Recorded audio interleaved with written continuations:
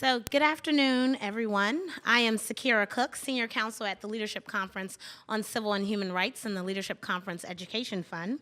It's my pleasure to welcome you here today for a roundtable to discuss challenges of reentry, the economic benefits of hiring people with records, and how you can think about covering these issues in your work.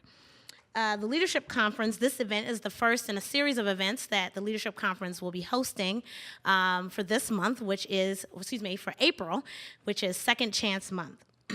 This is one of the most important issues that we believe facing America in the 21st century. Hundreds of thousands of individuals return to community each year from state and federal prisons. Even after they have served their time, these individuals face numerous obstacles to reintegrating back into society, whether it's finding access to housing, education, employment, or public benefits. It is great to have partners like Prison Fellowship in our work to reform the justice system.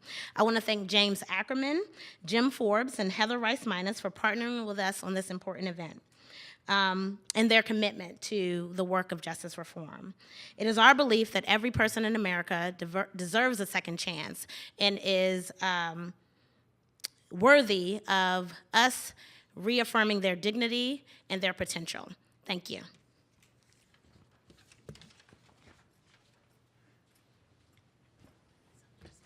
Great. Thank you so much, Sierra. I'm James Ackerman, the President and Chief Executive Officer, and I'd like to welcome you. Good afternoon. We're honored to co-host today's briefing with Sakira and the Leadership Conference on Civil and Human Rights. When Prison Fellowship decided to launch Second Chance Month last year, we partnered with 60 organizations to convince the United States Senate to declare April Second Chance Month in 2017. Boy, get that out. And we were absolutely overwhelmed by the positive reception that we had from our partners. But groups like the Leadership Conference were already deeply engaged in changing the narrative about how our nation views the value and potential of people with a criminal record. It is exciting to see the movement growing. As of today, we have over 130 organizations signed up as official partners on Second Chance Month. A full list is included in your folders.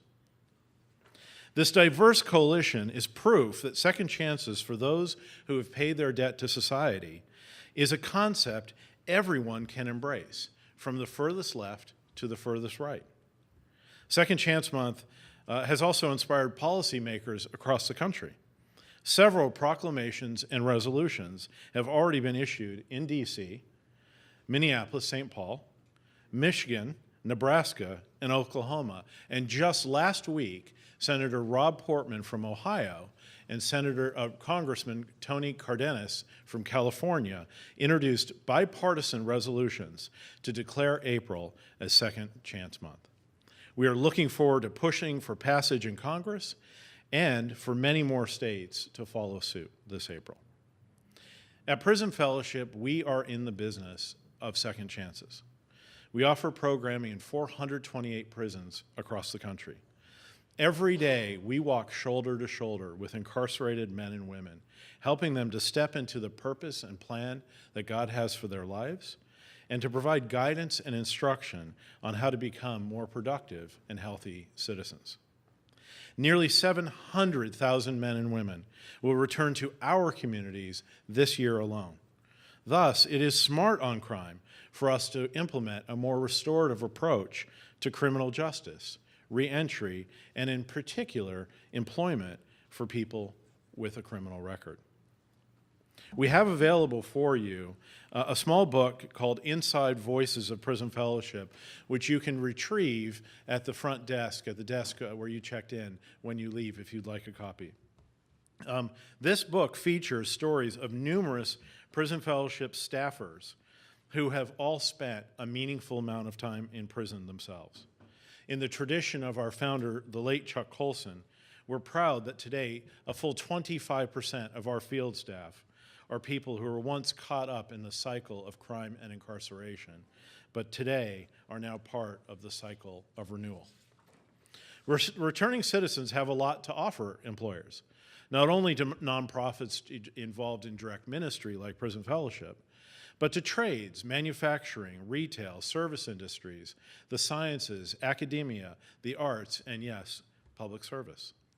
Unfortunately, too often, the 65 million Americans with a criminal record are relegated to the margins of society due to the second prison, the barriers that prevent them from getting an education, voting, securing housing, and finding gainful employment. Today, we have a terrific panel of experts who are going to unpack these issues for you.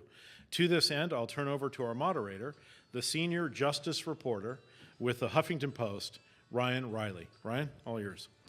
Great, thanks so much. Welcome, everyone. Thanks for being here. I think, to start off with, we got a great panel here, so maybe if we could just go down the lines here and sort of just briefly introduce yourself and tell us a little bit about your backgrounds. People can find out a little bit more about you. So, Dennis? My name is Dennis Avila from Denver, Colorado. I own a small business, small roofing company, started a nonprofit called H.E.A.T Incorporated, which we work in the city in Denver, Colorado with at-risk youth, young adults, and we're able to go into schools, get out in the community, go into detention centers, even adult prison, and mentor people. And it's all based around music, so it's pretty awesome. Awesome. Yeah. And my name is Lilly Gonzales, and I am formerly incarcerated. I was sentenced to 4 years in prison. I completed 2, of which were in solitary confinement. I'm a mom. I have 2 kids, my 16-year-old, which is here in the front, and a 5-year-old that I have at home. After my release, I went to Homeboy Industries, an organization you may have heard of, and I ended up being the first homegirl to graduate with a bachelor's degree, and I'm currently in graduate school. Hi, I'm Mroczek. I'm the Chief Talent Officer for Butterball Farms, which is located in Grand Rapids, Michigan. And we've been hiring returning citizens for 23 years. We've had tons of success with it, and we're sharing information with other companies about the success we've had and how we've gone about doing that. So I really believe strongly in second chances. It's the right thing for companies, for the individuals in the community. And my name is Judy Conti. I'm the Director of Government Affairs at the National Employment Law Project. NELP is a nonprofit organization that advocates on behalf of low-wage and unemployed workers. And in particular, we work very hard to remove unreasonable barriers that people face to getting good jobs. And that takes many forms and in many types of industries and for many different people, but in particular, dealing with formerly incarcerated and people with criminal records, we want to make sure that people's past isn't held against them in unreasonable and unfair ways, because we all do better when we all do better. Great.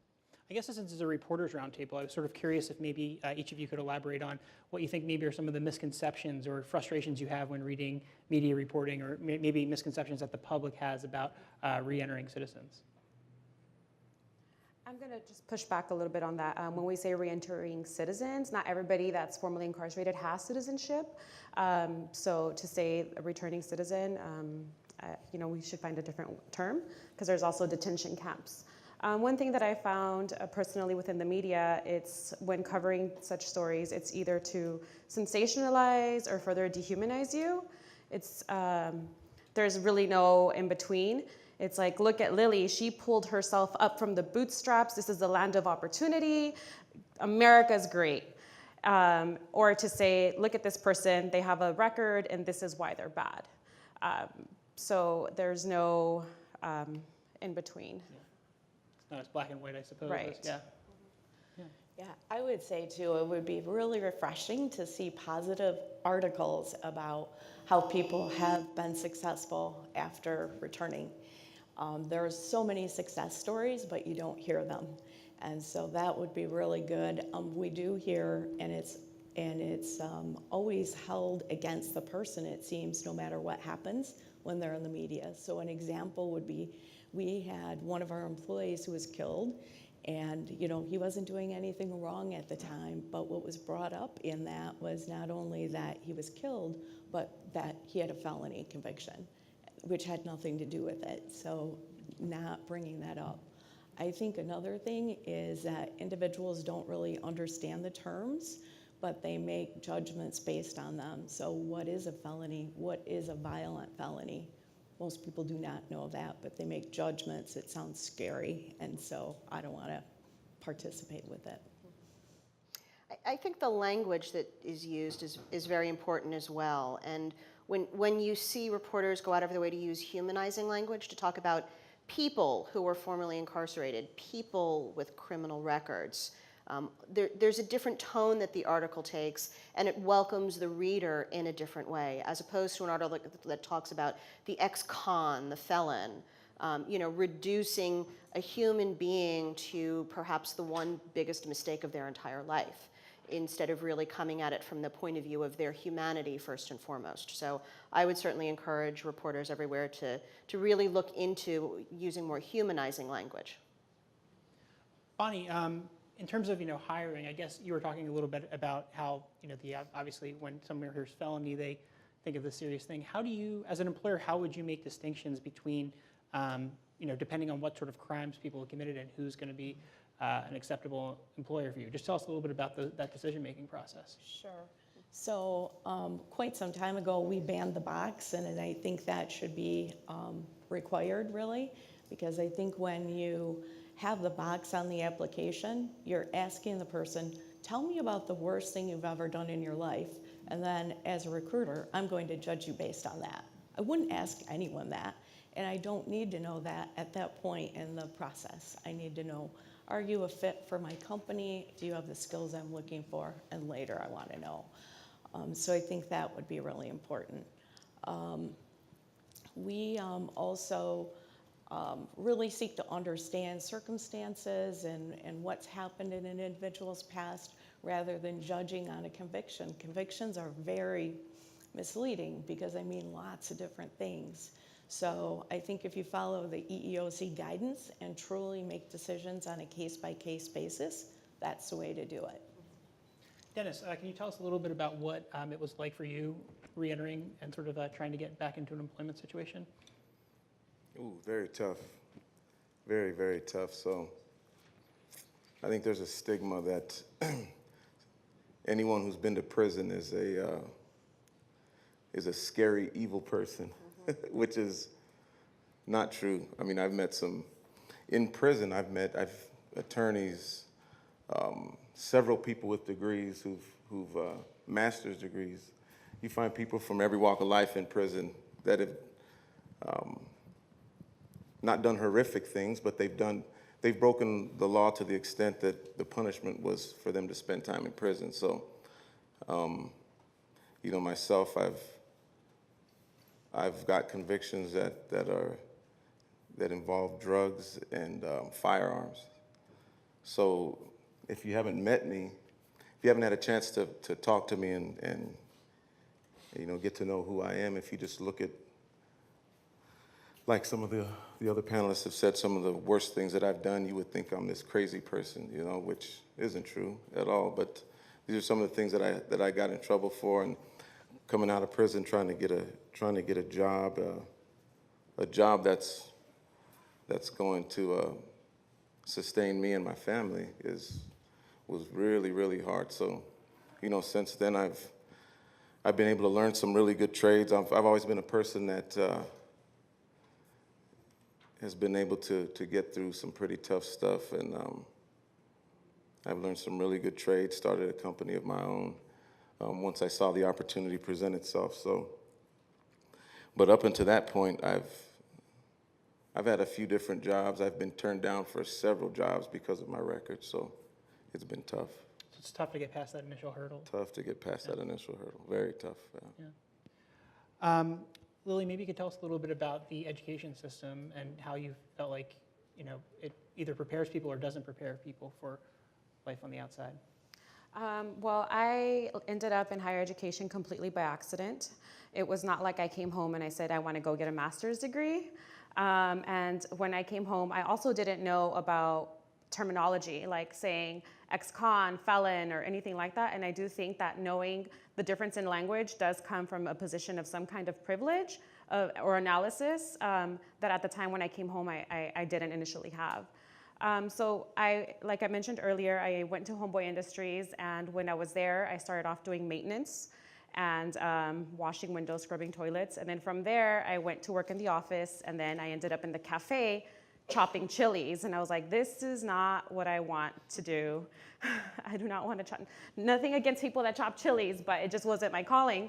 So then from there, I took this class called Pathways to College at Homeboy Industries, and I applied to Cal State Northridge. I was accepted. I didn't know that I was accepted because I kept coming home and checking my mailbox, not knowing to check my email address.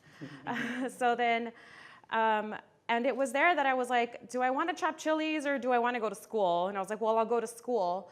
And once I did that, I found myself with a completely different set of challenges. Initially, I was not granted financial aid because when I was arrested, I was a student at Cal State Northridge. So I completely flunked out of college because I was in jail. So I had to appeal that process. The school still denied that. So then I just sent an email to everyone and was like, I'm trying to come to school, like, please help me, in other words. And from there, the director of financial aid said, I'm kind of wavering. She sounds like she may be lying, but since I'm wavering, I'm gonna side with the student. And it's like, why would I lie about going to prison? And if you're wavering, that means my story was really good, so you should just give me the financial aid based on that. But yeah, it was really difficult. I didn't know about logging on to the campus Wi-Fi. I didn't know that you could do that. I remember still like connecting my computer and only having Wi-Fi like at home, not like in public buildings. So that was a challenge, learning how to do certain things academically, having to navigate that whole system when, like I mentioned, I was in solitary confinement. So it wasn't easy for me to advocate for myself. I didn't know how to navigate that. And also to say that, you know, education is the one all save all is completely wrong, because I found myself, you know, at the point of graduating with my bachelor's degree and no one willing to hire me. So to the point where I even applied to a position on campus and I was denied because of my background. So you're gonna support my presence on this campus, but you're not gonna hire me and help me get out of this debt that I'm in so I can attend here. So those are some of the, you know, also challenges within higher education, is that they're supportive and, you know, they wanna blast me on the school paper and say, yay, Lilly, but we're just not gonna give you a job. Do you think, I guess for both of you, do you think that when people maybe plead guilty to a felony, they recognize the sort of lifelong consequences that could have for them for life? Well, I think you're in a different mindset at the time that you're looking at prison time. So you're not really thinking of you're not thinking of life after prison at that point. You're just thinking of, man, I'm going to prison. How did I end up here? So that doesn't come into play until you're trying to get your life back. It's time to re-enter society and to try to make good for yourself, for your family. I had a son when I went in that was just 4 years old when I went in, and to come out and to want to take care of him and, you know, do good myself. Yeah, it's tough, but you don't think about it until you're actually in it, and then, you know, you're trying to survive and overcome these hurdles at the same time. So it's tough. And I think that's why also bail reform is really important, because we have people that are facing all of this time, that are incarcerated, that can't afford to post bail, that are, you know, worried about losing employment, and have all of these different layers, and you're there, and so you end up taking the deal. Like, the facts don't matter. It's just, how can I get home as quickly as possible to not make the situation be worse? And then once you come home, then you're like, oh damn, I have this felony, and so what do I do now? And I was completely unaware of what that F meant.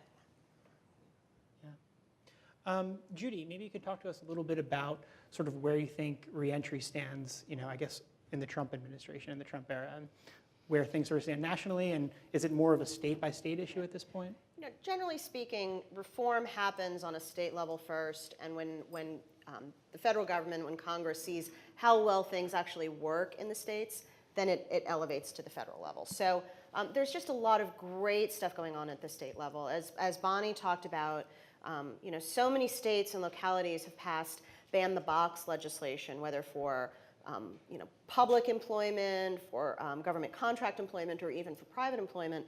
And what the Ban the Box movement does is postpones inquiries of criminal records until later in a process. It's not right on the application. It's after an employer gets to know somebody and determines, yes, they are qualified, and there's something about this person that I like.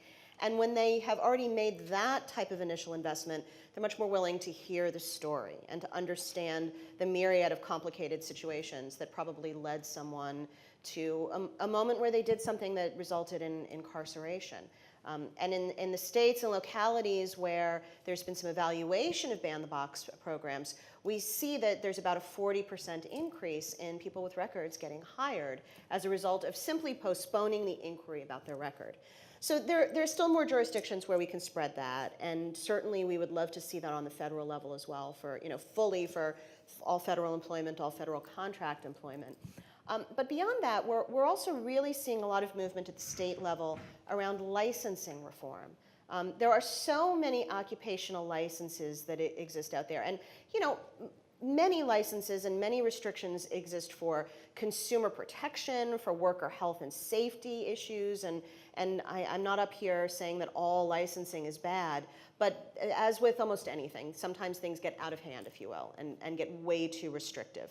There are some states that you could trace 70, 80 different restrictions that people with records are going to have in terms of being able to get jobs. So we've seen some really exciting left-right coalitions forming around licensing reform in states. And again, to remove those unreasonable barriers. I give you one example. There's so many prisons will train women and men in barbering or cosmetology skills, which are great pathways to fairly sustainable careers for people. Yet there are so many states that won't let you get the barbering or the cosmetology license if you've been convicted of a felony. So there are states that are training their own residents in these skills to go out into a state that won't let them become licensed in that skill that they've been trained. So we really see that this licensing reform is one of the next great steps. We hope to see some movement on that on the federal level soon. And the last thing I would say is that we want to see more and more reform around background checks in general. State databases are pretty sloppy and inaccurate to begin with, and the federal one is even worse. So we want to make sure that whenever there is an opportunity to do background checking using criminal records databases, whether maintained by a state, a locality, or the federal government, that there are adequate procedures that also make sure that those records are correct and give the people who are being checked and are trying to find suitable employment the ability to go in and make sure the records are corrected if they're not right. Because nobody should be denied a job based on the sloppiness of a government database. Yeah. Bonnie, maybe you could tell us a little bit about talking to other employers about, I think you talked about maybe trying to place some of your employees at other locations. Sure. Several years ago, we automated part of our facility, and so that was going to result in the elimination of 80 positions. So we connected with other employers to try to help our employees who are going to be losing their positions find new opportunities. And during that time, we reached out to employers and we asked them a bunch of questions, including, will you hire somebody who's been convicted of a felony? And almost all the employers we reached out to said, no, we will not. And that was crazy to us, because we're like, we know that they're among our most successful employees.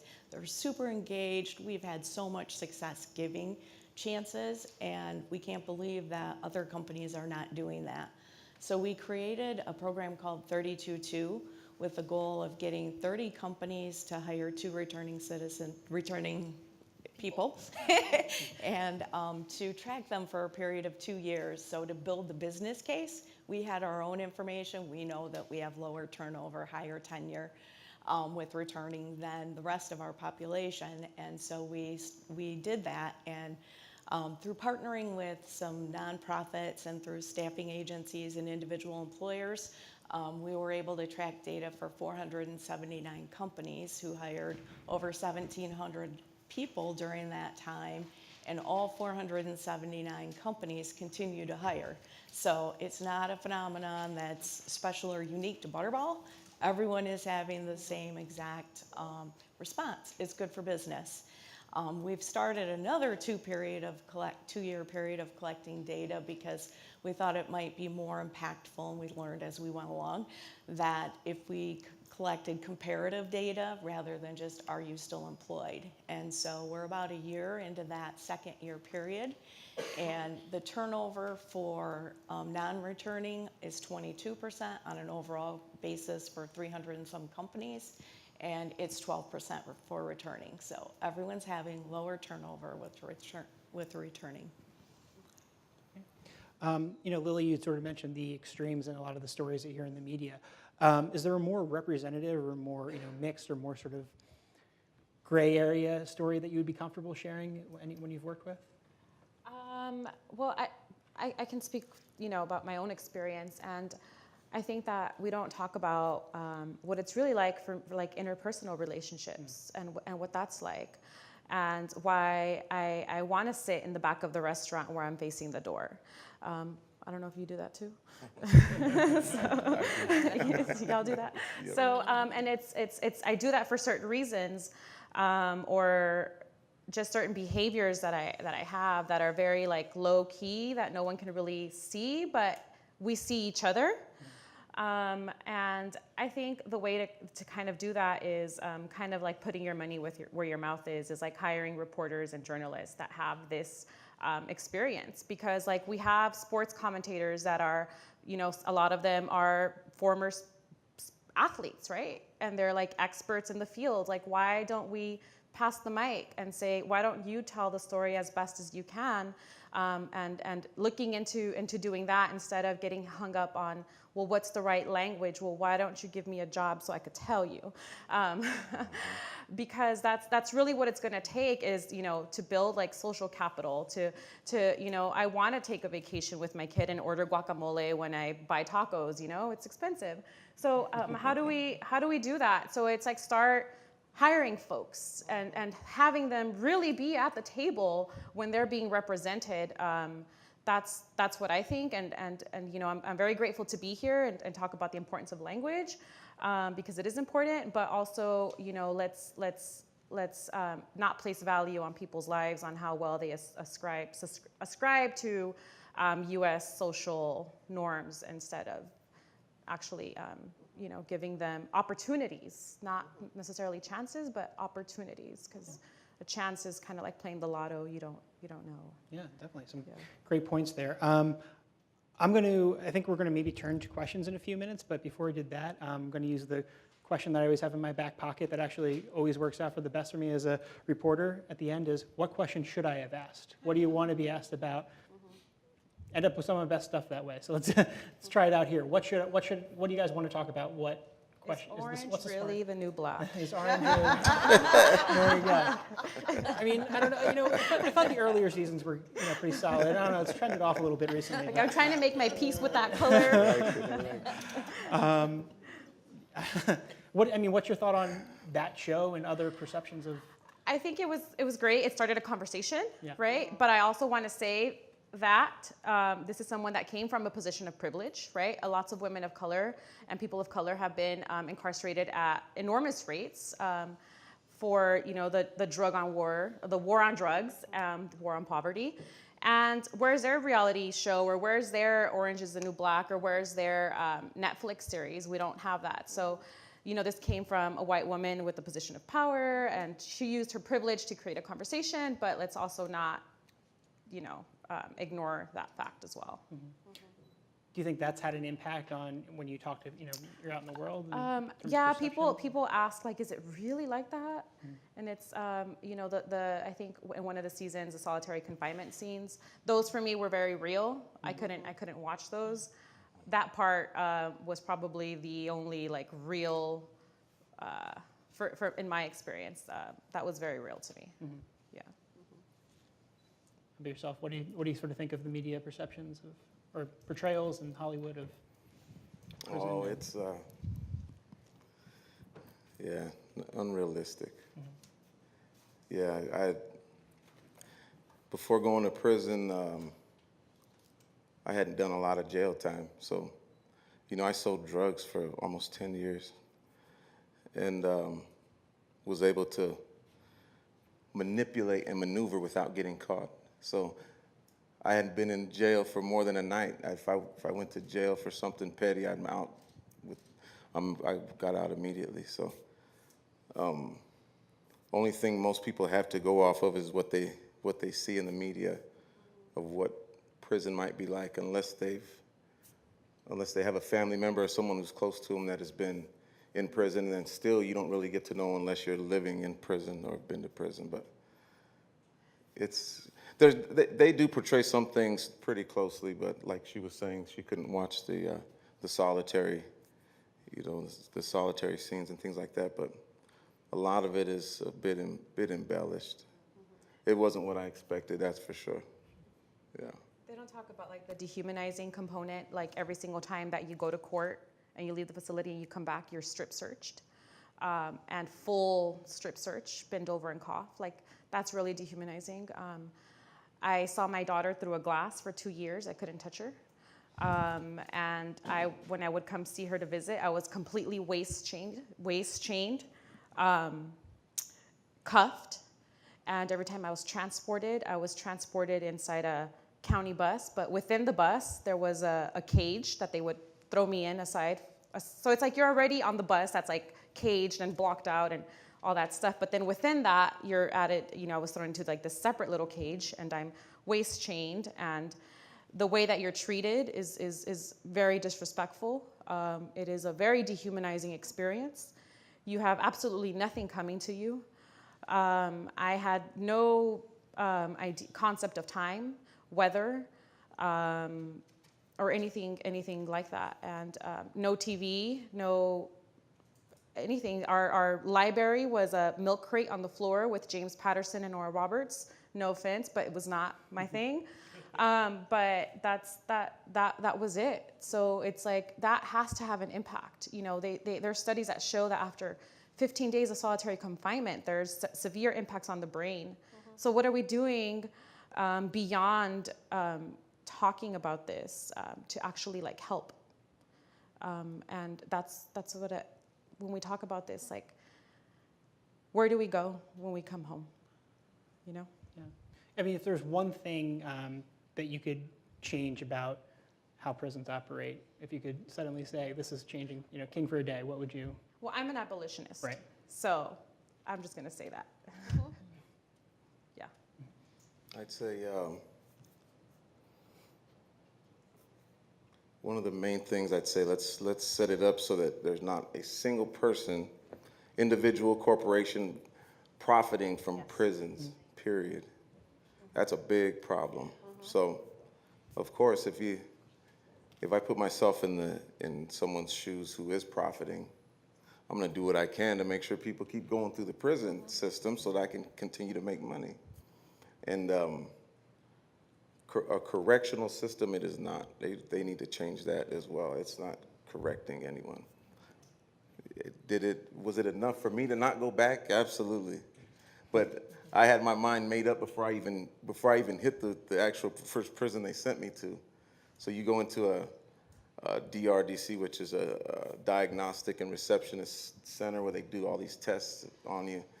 And that was something else. I didn't know that even existed. So you're going to test me to see how smart I am, to see how healthy I am before you send me to a prison. Like that whole concept right there just blew my mind. So, and it's to see what job you're going to get, like in prison, for like 2 cents an hour. You know? I think it was 61 cents a day when I was there, something like that. But at any rate, I don't see, it isn't genuinely set up to retrain people in their thinking so that they make different decisions. And it's basically people, a lot of it is a waste of time, a waste of tax money. I could see a lot of tax dollars just going down the tubes from day one. And I think a lot of people, if they could spend even just a week inside to see what inmates do and what is set up for them, what programs are set up for them so that they don't recommit crimes and go back in. The general public would be appalled there's not much there for people. So Yeah. Last thing, just Bonnie or Judy, anything I should have asked you or anything you want to add? I would just say, let the past be the past. None of us would want to be judged on the worst things we've done. We wouldn't want it out there. So let's not do it to anybody. Let's talk about from here forward. And ask people what they have to offer. All of us have talked about dehumanizing, and Lilly put such a good point on it about all of the things that are done to strip somebody of truly their very humanity. People in the press have a real opportunity to help restore that. So ask people, what do you have to offer? What do you want the world to know about you? And tell their stories. Great. Well, thanks so much to everyone here. I really appreciate you guys being here. And let's open it up to some questions from the audience here. If you could just identify yourself and your outlet if you have a question. Any?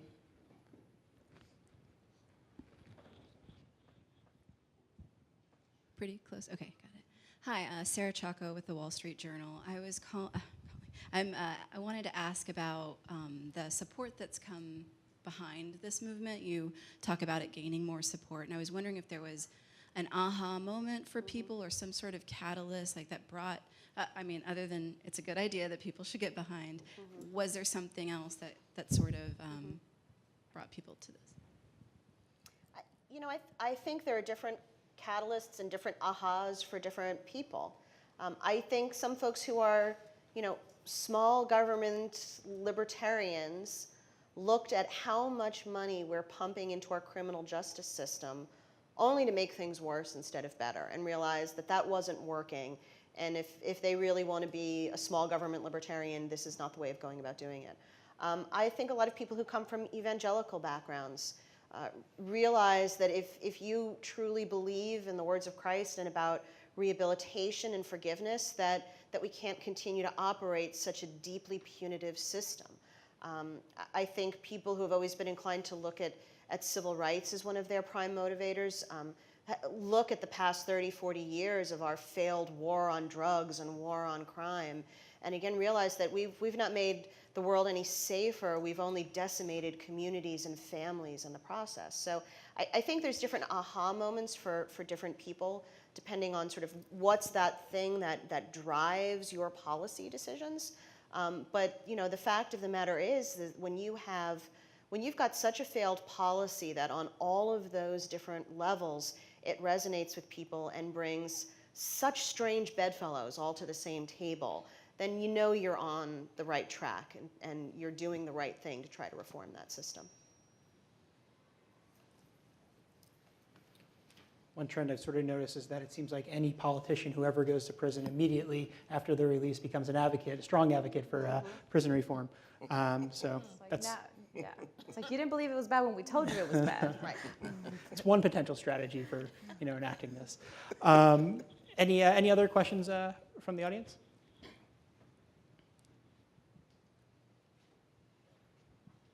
Hi, I'm Andrew Basone from PBS NewsHour. Just wanted to ask you to talk a little bit more about what life is like on the inside of prisons and what changes you think need to be done. Some people say when you get incarcerated, that kind of teaches you how to become a better criminal, and a lot of people get in a worse situation because they're locked up. So what are some of the changes you think need to happen to make people improve their lives and come out and join society so that they can contribute?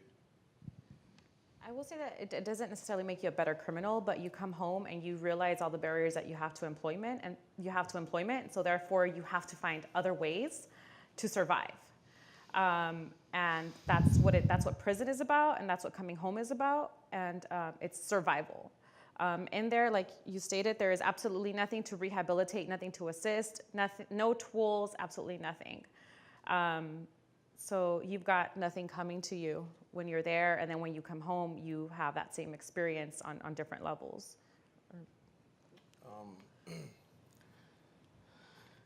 Well, I got in trouble. Before I went to prison, I got in a little bit of trouble that kind of,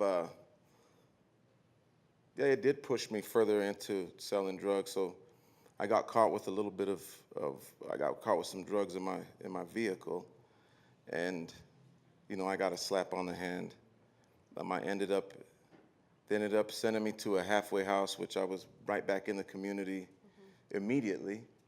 But all that did was put me around other criminals that are coming fresh out of prison, that were higher up on the chain, if you will, of selling drugs, and I worked my way up that way. So I met some other guys that could get me deeper in, and I could make a lot more money, and I didn't take that slap on the hand seriously at all. So, yeah, there's so many things that they could change with prison.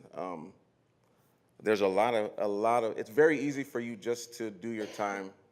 Very easy for you to just do your time, not learn a single thing, and get out. And I think that's probably part of the reason why we have high recidivism rates. Part of a reason why we have high recidivism rates. But, geez, there's just a long list of changes that could be made. Like I said before, no one should be profiting off of prisons. That shouldn't even be allowed, period, in any way, shape, or form. There's different ways we could set it up where just no one profits off of prisons. If we can do all of these other things in our world, accomplish all these other things in our world, we could set that up. And I think that would first help with looking at individuals. I think people who go through prison now, it's almost as if I felt like I was a number, like cattle. Like a FedEx package. Exactly. Like you have a wristband and they scan you. And then I saw this commercial like FedEx, the world's on time. And they just like scan you and like it's like this is where your package is. And that's what I felt like, a FedEx package. Yep. How do you think, I guess, the guards sort of play into this? Because I don't know from your perspective, but one thing that it seems like looking at this from sort of the outside is that in a lot of places, guard salaries are very low, and obviously it's a very difficult job, and the pay isn't great in a lot of places, and often it's a stepping stone on the way to somewhere else. How does that play into it in your mind? Well, in California, they make very good money. Right. Yeah. So we're job security. There was somebody that I know that was incarcerated, and the guard told them, "I bought a boat. Thanks. Come back." So it's job security. And then also, if you look at the requirements that you need to even get into like law enforcement or to get into corrections, it's like you don't need like a bachelor's degree. You don't need any of that. So it's like you're young, you're a kid, and you have a gun and a badge. Like you're give that to any kid, power, a gun and a badge, and it's like, I rule the world. So just put that into the prison system, and that's what it is. And I'm in a position where you're here and I'm here, and I know where I'm at, and I'm going to be treated accordingly. Yeah. And with that, there's good people and there's bad people, and that's across the board. The fact that you're a guard or whatever, there's good people, and then there's bad people, and there's some that made sure I had the minimum requirements met, and there's some that I was allowed an hour out of my cell a day, and I wouldn't even get that. So, yeah. I guess like a lot of areas of law enforcement, there's a wide range of pay, as well as skills and experience required and training. Any other questions from the audience? Hello, my name is Ryan. I'm a UCDC intern. Although Ban the Box is doing great, my question would be, what can we do to push another question in terms of rehabilitation reform, getting rehabilitation certificate or expungement, and getting our crimes not only taken away so we could push forward for jobs, but also get our rights back? Right. There is actually a new movement of state campaigns as well on the Clean Slate campaign, basically, is what it's called. And it's being led by a number of nonprofit organizations on a national level and trying to bring it out to state level. And working on all of those issues to take care of expungement and sealing. When I used to do direct legal services, I probably saw 5 people a week who were arrested and never convicted of anything, but couldn't get a job because those arrest records were just too easily available. And some of them were 15, 20 years old. And still hindering people from getting jobs. And there's all sorts of times that people are told, well, if you take this plea deal, you'll serve a little time, or you might have some probation, and then it'll disappear from your record. And things don't really disappear like people are led to believe that they do. and they keep showing up again and again. So I think the Clean Slate project is obviously a very important one, and we would encourage states to move forward with that. I mean, the rehabilitation question is just a huge one. I remember as an idealistic law student when I was taking Criminal Law 101, on the first day, my professor taught us about the 5 different purposes of incarceration, all of which in theory are supposed to be equally important, and rehabilitation was one of those. Now, of course, he quickly told us that that was a fallacy in reality, but I think we need to go back to that. I mean, we shouldn't be putting people away with quite frankly, the express knowledge that we're going to be making it impossible for them to do anything once they're released. You know, we have a moral obligation to each other and as human beings. If people are incarcerated because they didn't have necessary skills to do anything gainful on the outside, then let's take that time and give people that education and give them those skills. If people are incarcerated because of addiction problems that led them to behaviors that were illegal, let's deal with that. I mean, we could talk for hours on end about just the war on drugs and the way that we've criminalized, you know, physical medical addiction. So we really have to, just as when people have served their time and they come out and we have to deal with them on an individualized basis in terms of getting them jobs, when people are incarcerated, we also need to deal with them on an individualized basis and give them the services they need so that when their time is done, they can go out and really start their lives over again. Judy, who are some of what states are the states to sort of watch in terms of reform in your mind? You know, it's interesting.